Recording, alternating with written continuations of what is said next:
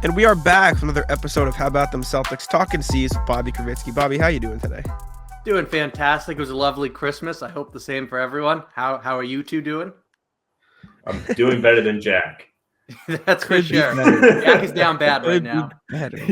Y'all are watching on the YouTube, which is, I suppose, the only place you're watching. This isn't an audio platform pod. You see my dog Duke on the screen. That's because I'm sick and still in bed because it hurts my head to open my eyes. So I'm rocking with the eyes closed recording today. So you guys get to see the picture of Duke in his cone and his cage for the Jack is playing hurt right now. Much respect. Yeah, trying my best. I left Sam hanging the other night, and I didn't want to. Continue that's that all trend. right. No, All no right. problem. Anyways, Celtics just wrapped up a West Coast trip, 3-1, only lost to the Warriors in overtime on the first game of the trip. Other than that, pretty comfortably stomped the other three teams in California. There was a little scare against the Lakers, but by the time the fourth quarter rolled around, the Celtics had jumped back out. I didn't get a chance to discuss the Lakers game because I was not around to recap with Sam. My take, just before we throw it over to you, Bobby, on the Lakers game, I would rather that than a blowout because that shows me that they can win after stuff comes crumbling down. And that's not something you saw from last year's team. Last year's team would have let them crumble. I mean, you saw it against the Lakers last year, right? They barely made a comeback, and they only made a comeback because the Lakers fumbled. This comeback was because the Celtics locked back in, and they figured it out. And I think that's the important part. I think this was a successful West Coast trip, regardless of how frustrating the Warriors' loss was. Yeah, I think you nailed it. That look at the way they won last night. Not even just the fact that it was a close game, but Tatum didn't really have it going shooting-wise, though he was excellent as a facilitator. But Kristaps Porzingis and Derek White were their two best players. It wasn't the Jays. They shot 31% from beyond the arc. All these factors, you can go down the line, and yet they won and really, in the fourth quarter, reached a point where the Lakers tapped out. They realized that they couldn't control or dictate the terms of play, that the Celtics were sagging off of their non-shooters, and they just have so many guys that don't space the floor and compromise that for Los Angeles. And then at the other end, I thought the Celtics did an excellent job with their offensive approach. Even when they didn't push the pace, they gave themselves about 18 seconds to work within the shot clock.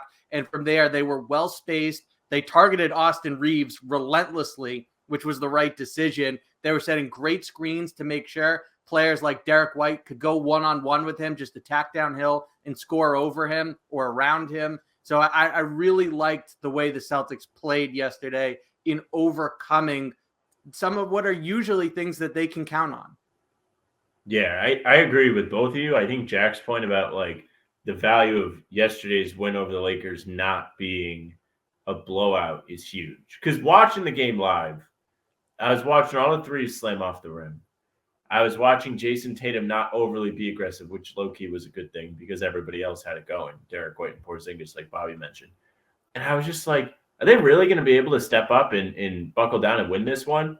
And to their credit, they did a great job. So the Celtics really strapped down in this game. Like, they definitely let the lead slip. It was frustrating to watch. All the threes were missing. Sam Hauser has not been able to buy in three very, very frequently lately. But as a team, they only let the Lakers get a 2-point lead despite the momentum swirling all the way to their side in the middle of this game. They did what a real contending team would do. They strapped up, they played defense, and they calmed down, and they got back to their strengths. There was one play in this game when the Lakers made a basket. Drew Holiday pushed the ball, and this man Porzingis turned into the Flash, and he beat everybody on the Lakers down the floor. And then he gets up for the alley-oop. That's a huge part of the game. Like, the Lakers were really in the game. They were making a push, and the Celtics did what they could to outlast them, to take control back. And they never let it completely slip away. That was just massive for me. Because in years past, it felt like that game would have been turned on its head. I think I texted you, Jack, and I was like, I'm pretty sure they're going to lose this game. Once they went up 18 and they really didn't do anything else with it, I was like, oh, like, they really aren't getting stops anymore now that shots aren't falling. The Lakers found a weak point. Like, Davis was getting his way, and he continued to do it. But they did a great job at just kind of weathering it all and then buckling down at the end. I'm sure we'll talk about the fourth quarter in the second half more specifically. But overall, second half was just chef's kiss. Excellent work, fellas. I mean, the Celtics are, when they're on, there is nobody that can beat them. We've seen that, right? Like they're what 15-1 now when all 5 of the starters play. Like that's not normal. Like that's not like a regular thing that most teams happen. Porzingis was great. Derek White continues to be an all-star, and I think importantly, this was a big 2-2 West Coast trip for Jason Tatum because he was really rough in those first 2 games. And I think the important part about the Clippers game and the Lakers game, I was trying to think of which was first, Sacramento or LA, was in the Clippers game. Obviously, he played well, he shot better. But in the Lakers game, it felt like he kind of realized, you mentioned it, Sam, it felt like he kind of realized he didn't have it that day. And then he switched the way he was playing. He was a phenomenal playmaker in that Lakers game. I thought this was a big growth trip for Jason Tatum, and I hope he continues what he did in that Lakers game because it was huge. And you mentioned the fourth quarter too, just to throw it in there. Like I said, this team is on when they're playing correctly. It feels like nobody can step in front of them. Well, also with Tatum, like I want to give him credit because he was off, but he was good in the fourth quarter. He was 3 or 4 for 6 points. Like he kind of got to the little low post area, little baseline fadeaways. He got to the comfortable spots and he took advantage of the Lakers. He didn't force bad shots. He closed that game like a star should close that game. So big time credit to Tatum. I didn't think he was great in the first half, but overall he just made really like good, like feel out the game, like read the room decisions, and he helped him win regardless of if he was on or not. Yeah, I said it earlier. I loved that he was facilitating, especially when it was him and anchoring that second unit where they switched it up. Usually to end a quarter, it's Jalen in there, and they switch it up. They went with Jason, and he didn't come back in saying, well, now is my time to score. He came back in there and continued to set the table for everyone. And the other thing you love, and you just touched on it, Sam, there, in the fourth quarter, yes, he was scoring and finally found some sort of a rhythm, but he also wasn't hijacking the offense and taking ill-advised shots. He didn't say, okay, I let everyone get comfortable and find their rhythm. Now it's my turn to take over. It's the fourth quarter. It's Christmas. LeBron, I'm in Kobe's house. He instead continued to play the game the right way. So I love that. And then it's just, yes, he definitely earned some fair critiques for the Warriors game, but he also was playing with a sprained ankle that he suffered 4 minutes into the game. And then obviously he didn't play against Sacramento.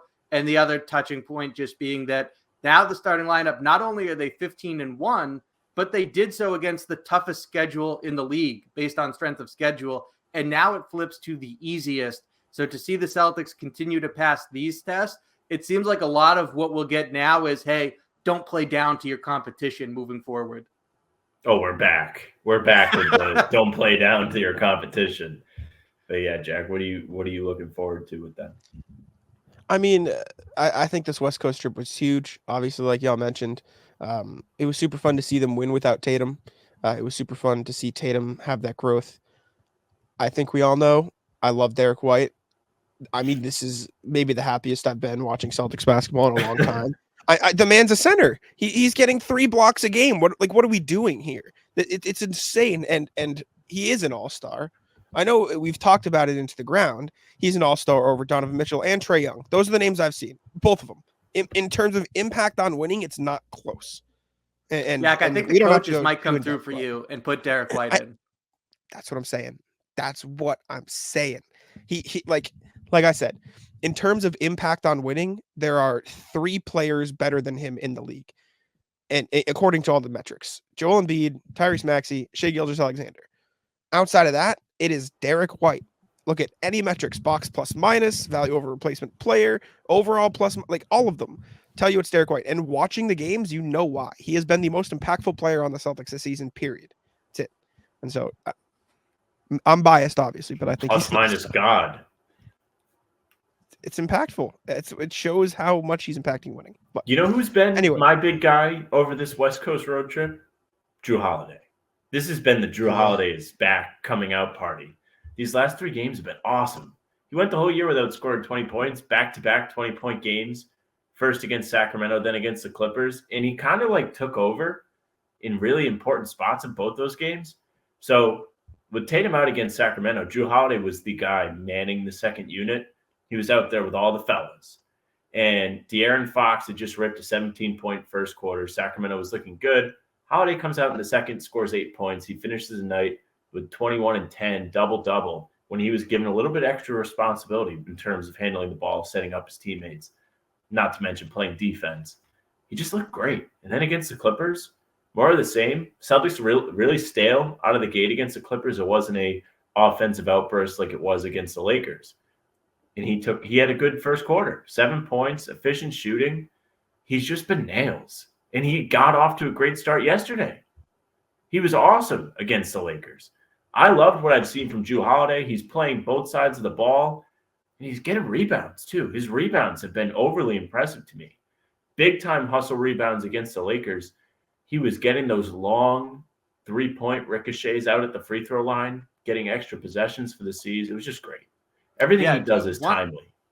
Sorry about that. Yeah, I think that the Celtics in general have been really good at getting those long offensive rebounds. We talk a lot about their corner crashing, but they also have players swooping in from the wing to get it when it goes around the free throw area, middle of the paint. Jrue Holiday, he's an all-around player. I loved him defensively against LeBron James and Anthony Davis yesterday. I thought he did an excellent job when LeBron tried to post him up. And on top of that, he also found time to play that free safety role. And one of my favorite plays defensively that showed just how connected they were at that end, even when threes weren't falling, is when he comes off of LeBron, he blitzes Anthony Davis, nearly forces a steal. LeBron cuts to the rim and Porzingis picks him up. And Jack probably wants to give it to Derek White, but statistically in the book, it went as a Porzingis block.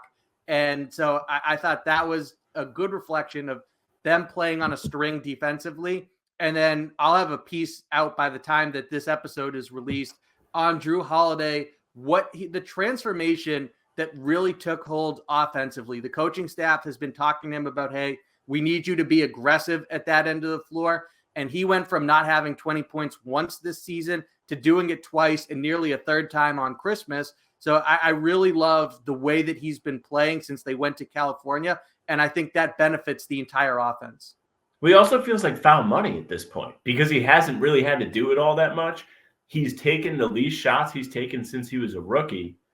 And he's still efficient. Like, he cut back almost 5 shots per game. He's only down 6 points from what he was averaging with the Bucks.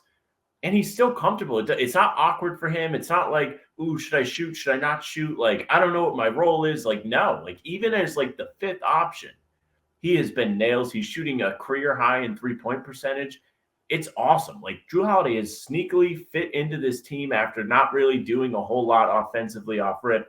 And it's been just a massive bonus. Like, as he continues to get better, they're only going to become more dangerous, I feel. Definitely. Jrue Holiday's been great. He's been fun to watch. I am going to ignite a fire that hilarious was it watching LeBron James knee Jaylen Brown in the back, look at Jaylen, and then determine that he wanted to fall too because Jaylen was on the ground. Thoughts? It's all about him. I was running this morning and I was like thinking about how much I like detest LeBron. I was like, man, that was something else. I mean, that was not a foul call. He flew into Jaylen Brown's back and hits him in the lower spine.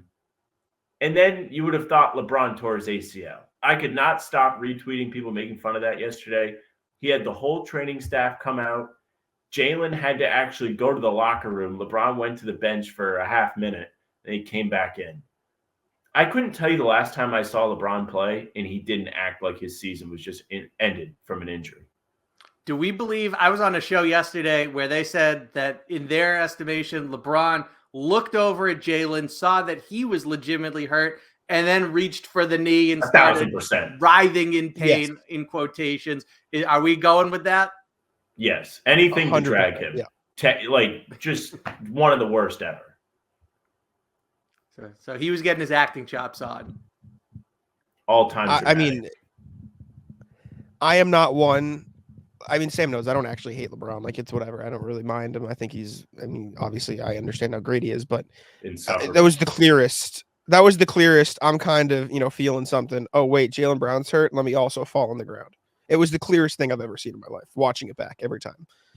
We did get a nice signature palms up LeBron moment yesterday when he was like, hey, Darvin Ham, I know we already burned one of our challenges, but I swear to God, I didn't foul Tatum. And even if we win this challenge, the worst thing that will happen to the Celtics is it'll be their ball in the inbounds instead of free throws. But you must challenge this call. And he made them burn their second challenge in the first half. The foul was still assigned to the Lakers. It just was taken away from LeBron and given, I think it was to Taurean Prince, and Scott Foster had the biggest just crowd in the palm of his hand, ready to just stab the Lakers fans in their hearts. Just another example of why Scott Foster is one of the all-time greats, Hall of Fame official. And he played to the crowd. Excellent work from him. Glad he got to do the Christmas game. He should always be honored with such high marquee matchups. There's a few officials that are household names. It's the Dick Bavettas, the Joey Crawfords of the world, and Scott Foster has long cemented himself there. Usually, if your team is down in a playoff series, he's who you're hoping to get on the game. Correct. And last night, I think the reason that review took a little time is so he could just get the lines down, rehearse it in his head, and then he nailed the delivery. He's like he's in professional wrestling, and he just really wanted to turn on the crowd. Another great Scott Foster memory is when they did sweep the Nets. They brought him in for Game 4, and there's the picture of the Celtics celebrating, and Scott Foster looks kind of dejected, knowing that the chance to extend the series was over. And then anytime you get him, I get to tweet the Scott Foster mixtape. Who doesn't love that? Hilarious. Scott Foster, the GOAT. Good West Coast trip for the Celtics. Good Lakers game. Way to win on Christmas. That was the big one. Now, perhaps the second biggest game of the season coming up. Celtics have the Pistons coming to town. Pistons have lost how many in a row now? 27? 26. 26. Going for 27 against the Nets tonight. They're at home. Okay, yes. At Little Caesars Arena, the fortress, where the fans were chanting to sell the team. Yes. Now, if you look on Celtics Reddit, Celtics Twitter, anywhere Celtics, everyone says the Celtics are going to lose to the Pistons. Now, thoughts?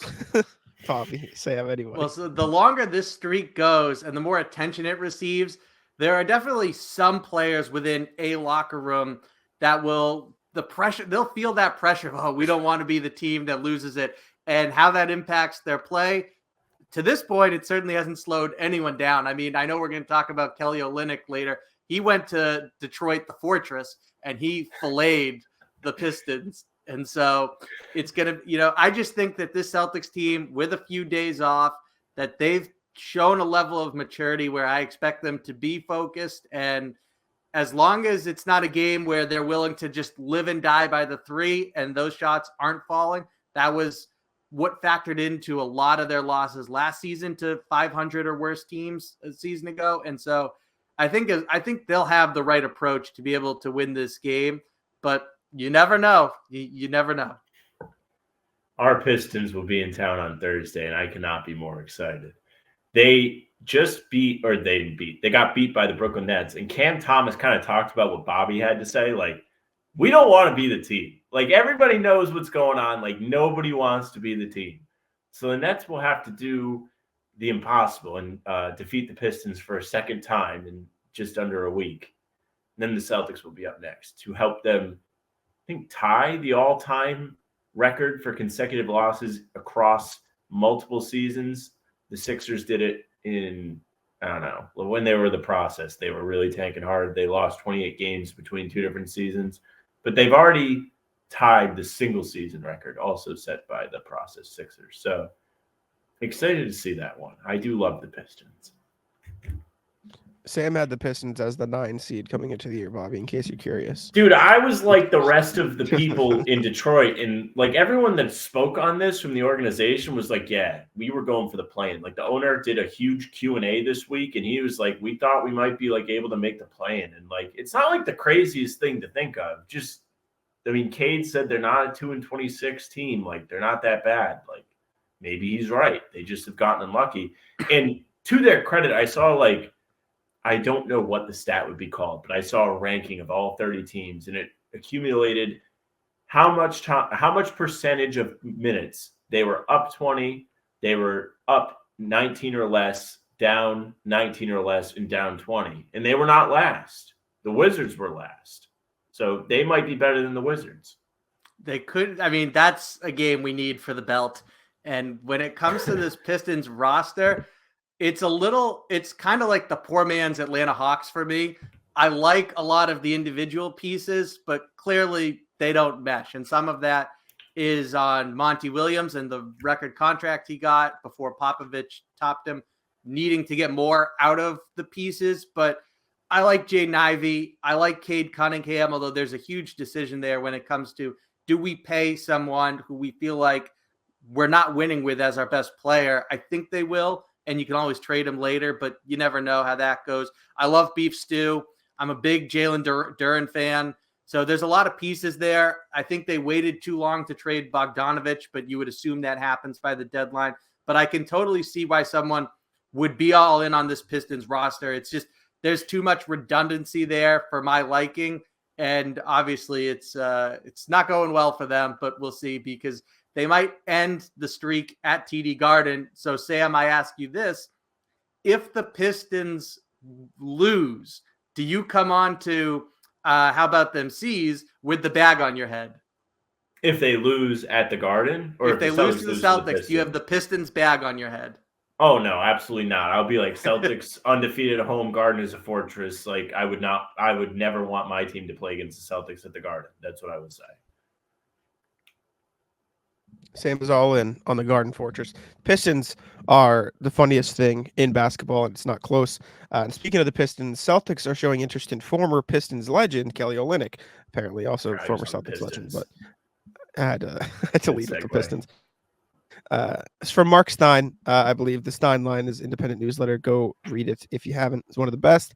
Celtics showing interest in former Celtic Kelly Olynyk, another Brad guy. Listen, Sam and I have talked about this kind of stuff to death. I just don't see a world where it happens. It just, like, you could technically get there by trading the entire bench past the eighth man on the roster. Just doesn't seem very likely. Yeah, I last year I wrote about how it was more feasible, and I would have loved it for the Celtics to acquire Kelly Olynyk. I thought he could have been a great fit. I still think that's true, and I like the idea of targeting someone who can play the 4 and the 5 spot. But it's, even though it's less salary and it's not a poison pill like Isaiah Stewart, it's unlikely to happen. I don't see a world where they end up trading for him. There's some restrictions on that front too that make it even more far-fetched. And you suppose that maybe they could work something out where he ends up on the buyout market and his destination is predetermined and it's coming back to the franchise that drafted him. But Danny Ainge can get value for Kelly Olynyk, and something's better than nothing, in my opinion. So ultimately, I think Olynyk is traded and that it's not to Boston. Yeah, I mean, I think Stein mentioned a couple other teams that aren't the Celtics, but I was looking at the contract just now. I was like, he's on his last year, and he is. So to your point about the buyout thing, I was like, well, maybe there's a chance. But if Ainge is getting calls from different teams, you know that man is not going to waste an opportunity to get some kind of asset back for an expiring deal. Now, maybe he feels indebted to the Celtics for whatever reason, the fake retirement, maybe. And he's like, yeah, go ahead. You can be bought out and go join the Celtics and help them win. And Brad and I will do a nice handshake behind the scenes. That'd be sick. But as far as a trade goes, I think anybody that's not the TPE is like off the market. Well, that's what I was going to say. I assume it's not legal, but could the Celtics trade a first-round pick in a couple seconds for Chris Dunn in the TPE, and then wink, wink, Kelly Olynyk gets bought out and ends up in Boston? You know what I'm saying? Like, is something like that against the rules, Bobby? Do you know? I assume so, but they could do that, and there's been examples of that. I don't have them off the top of my head, but I do know it's happened before, where you see a player get bought out and he goes to the other half of the trade, you know, one of the parties involved, and that's the reason why, is they couldn't legally do it in the deal. So he gets bought out, ends up there, and it's basically an unofficial part of the transaction. But again, I suppose, and certainly the Celtics will lobby for a, hey, Danny, you owe us one here. But I don't think that I just don't think Kelly Olynyk, you know, people got excited about the Daniel Tice possibility too. I don't think Olynyk ends up on the buyout market. I think he gets traded. I suppose it's possible that he's a part of a package where a team that's not winning gets him with the intention of buying him out. But I also don't expect that scenario to unfold. Well, I will say war criminal Adam Silver does owe the Celtics a little bit of a loophole after saying no to the parquet on the in-season tournament floor. So if anything, that should absolutely be allowed. I would love the clinic back in Boston. Kelly's a GOAT. Win them that series against Washington, obviously. He's a legend. Would be good for him on the roster. Did we cover everything? Did I miss anything, Bobby? Anything else? I think we ran around the horn. If anyone's got anything else, let it fly. Technically, Kelly kind of responsible for 2 Game 7 wins because he inspired Grant Williams too. So you can add that. There's that too. All right, Bobby, any final thoughts? No, I think we covered it in just a really strong West Coast trip from the Celtics where you saw them build off what they did in that 5-game homestand and saw them show their maturation in overcoming when they weren't shooting well from 3 against the Lakers in LA on Christmas. So it just continues to show the evolution of this team and how they're growing from the wrongs that ultimately led to their demise last season. Yeah, I think Absolutely. them being able to win a non-3-point shooting game is huge because there was the split going into this one. I believe it was under 33% they have not won. Now they have won. So big ups for the Celtics. They did it as a team. We're seeing a more fluid offense where it doesn't have to be Tatum. They're letting the other guys just cook if they're hot that day, which is just how it should go. When you have this many talented guys, there's no reason to restrict yourself. It's great. Great to see the Celtics back on track. Apologies if my audio was rough or weird or my voice sounded weird. Sounds normal. I'm struggling. So thank y'all for tuning in. Subscribe to How About Them Celtics and all that. Tommy point for Jack today for big Tommy gutting point. It out. Just look at a Duke on the picture. Hey, thank you very much for watching. Make sure you read up on what Bobby's cooking at Inside the Celtics for Fan Nation SI Media. He's put in the work. The Drew Holiday piece is on its way. So make sure you check it out. You can follow Bobby on Twitter at Bobby Kravitsky. Big thanks to him for joining us for Talking C's. You can also follow the pod, subscribe on YouTube, hit the notification bell so you don't miss any of the Talking C's drops. We do them sporadically. Sometimes they come out later in the day, so they're not there at 5 a.m. like full-length pods are, or game recaps, or trade breakdowns, or rumor breakdowns, or film breakdowns, whatever it may be. You can also find us on Spotify and Apple. Follow us there for the audio versions of the full-length pods and the game recaps. Leave a 5-star review, too. We would appreciate that. If you want to reach out to us via email, it's hptcpod@gmail.com. We do take all of your emails, read them during the pods, and we try and answer or respond best we can. You can find us on socials at How About Them C's. That's Twitter, Instagram, TikTok. Facebook is just the name of the podcast. Our 30-minute pregame streams are there, as well as YouTube, and on our Twitters. Jax is at JaxMonNBA. Mine is at Sam LaFrance NBA. That's it for us. Bye.